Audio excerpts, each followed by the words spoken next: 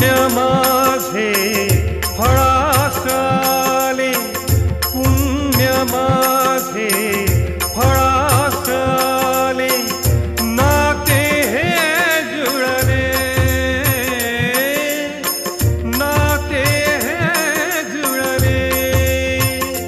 जे मुळातच स्वयंप्रकाशी आहेत, ज्यांच्या दिव्यत्वाला स्थळकाळाच्या मर्यादा नाहीत, लहान मोठा, उच्च नीच, जाती धर्म, स्त्री पुरुष यामध्ये भेदभाव नाही, गरिबी श्रीमंतीचे अडसर नाहीत. तेच एक शाश्वत आहेत, जे जसे भूतकाळात भेटतात तसेच ते वर्तमानातही गवसतात.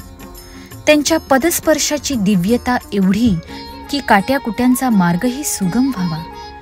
केवळ त्यांच्या दृष्टिक्षेपाने परब्रह्माच्या भेटीचा आनंद मिळावा. याच दिव्यतेने सर्वसामान्य माणूस भारावून जातो आणि मग येथेच त्याला खऱ्या देवत्वाचा साक्षात्कार होतो. देवत्वाची प्रचिती क्षणोक्षणी यावी आणि त्यांना पाहता क्षणी आपोआप कर जोडले जावेत. आपसुकच डोळ्यातून खळाखळा आनंदाश्रू वहावेत. अशा परब्रह्मस्वरूप गुरूंना केवळ पाहण्यासाठी हा जनसमुदाय उभा धाव घेतो, तो म्हणजे सिमुरगव्हाण येथील स्वस्वरूप संप्रदायाच्या मराठवाडा उपपीठावर. औचित्य होते अनंत श्री विभूषित जगद्गुरु रामानंदाचार्य श्री स्वामी नरेंद्राचार्यजी महाराज यांच्या समस्या मार्गदर्शन व दर्शन सोहळ्याचे, जो दिनांक 28 व 29 डिसेंबर 2023 रोजी आयोजित केला गेला होता.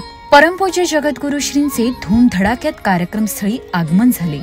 संतपीठावर परमपूज्य जगद्गुरु श्रींचे आगमन होताच धर्मघोषणेच्या ललकारीने संपूर्ण वातावरण गुंजले गेले होते आणि सर्वच भाविकांचे उत्साह हे द्विगुणित झाले होते. नंतर परमपूज्य गुरुमाऊली सिंहासनावर आसनस्थ झाल्या. वेदोक्त मंत्रघोषाने पुरोहितांनी त्यांची पाद्यपूजा केली. सारे भक्तगण आसुसलेल्या डोळ्यांनी आपल्या परमपूज्य गुरुमाऊलींचे साजिरे रूप हृदयात जणू कोरून ठेवत होते. त्यानंतर परमपूज्य गुरुमाऊलींनी आपल्या वाणीने उद्बोधन करत अमृत वर्षाव सुरू केला. ते म्हणाले, आपलं जीवन जगायचं, सकाळपासून संध्याकाळपर्यंत जीवनाचा प्रवास करायचा आणि अनेक वर्ष आपल्याला प्रवास करायचा. त्या प्रवासामध्ये फक्त आणि फक्त आपल्याला आनंद हवा, बाकी काहीच नको. ही सगळी लढाई आपली जी चालू असते ती आनंदासाठी असते. मग कुठलीही गोष्ट एखाद्या घरामध्ये फॅन घेतला, तो फॅन घेण्यापर्यंत उद्देश काय? मनाला आनंद मिळावा. टीव्ही कशासाठी घेतोय? आनंद मिळावा. अंगावर दागिने कशाला घालतोय? आनंद मिळावा. कपडे चांगले चांगले वेगळ्या स्टाईलचे का घेतोय? आनंद मिळावा. मग तिचा व्ही गळा आहे, मग माझा यू गळा का नको? आनंद मिळण्याचा. आता व्ही गळा आणि यू गळा कळलं. हे का सगळं चाललेलं आहे? आनंदासाठी. ह्या ताईने तोंडावर मास्क लावलेला आहे. तो मास्क का लावलेला आहे? आनंदासाठी. बघा, विचार करा, आनंदासाठी लावलेला. आपल्याला कोरोनाची बाधा होता कामा नये आणि आपल्याला दुःख मिळता कामा नये, त्रास होता कामा नये. हे त्रास नको म्हणजे काय हवंय? काही लावलं बरोबर, तू केलं ते लावलाय, तो बरोबर लावलाय. पण एक उदाहरण मी दिलं म्हणजे सगळ्यांची धडपड कशासाठी आहे? आनंदासाठी. मग आनंद जर मिळवायचा असला तर तो आपल्यालाच मिळवावा लागतो, दुसरा कोणी ते देत नाही.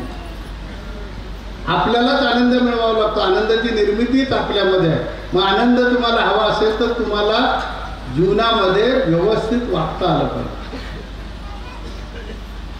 बोलता आलं पाहिजे, जगता आलं पाहिजे, चालता आलं पाहिजे, विचार करता आला पाहिजे, तर आनंद टिकतो. हे लक्षात घ्या.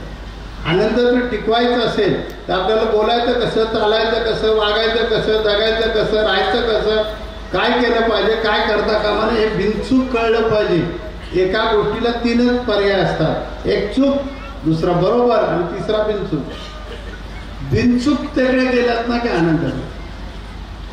तुम्हाला बिनचूक उचलता आलं पाहिजे. यासाठी तुमच्यामध्ये संयम पाहिजे, तरच शांत डोक्याने त्याचा विचार करू शकतो. अशा प्रकारे सलग दुसऱ्या दिवशीही असंख्य भक्तगणांनी आषाढभूत नजरेने कानाचे प्राण करून परमपूज्य जगद्गुरु माऊलींच्या अमृतवाणीचे मनपूर्वक श्रवण केले. त्यानंतर परमपूज्य गुरुमाऊलींनी समस्या मार्गदर्शन करण्यास आरंभ केला. भाविक आपल्या समस्या सांगत होते. परमपूज्य गुरुमाऊलीही भक्तांच्या मनावरचा भार हलका करत होते. दुसरीकडे हजारो भक्तगणांची दर्शन रांग देखील सुरू होती. भाविक मनसोक्त दर्शन घेत होते. आपल्या लेकरांना आशीर्वाद देत परमपूज्य गुरुमाऊली ही अगदी दंग झाल्या होत्या. किती तो भाग्याचा क्षण की स्वतः भगवंत आपल्या लेकरांच्या अडचणी सोडवायला आले होते. हे माय लेकरांच्या भेटीचे क्षण संपूच नये असे वाटत होते. पण दोन्ही दिवस कसे सरले हे कळलेच नाही. रविराजा मावळतीला जाऊ लागला तसे साऱ्यांचे अंतःकरण जड होऊ लागले. अखेर निरोपाचा क्षण आला. आपल्या लाडक्या परमपूज्य गुरुमाऊलींना सारेजण निरोप देत होते. परमपूज्य जगद्गुरुश्रींनी साऱ्यांना शुभ आशीर्वाद देऊन पुढच्या प्रवासासाठी प्रस्थान केले. श्री गुरुदेव.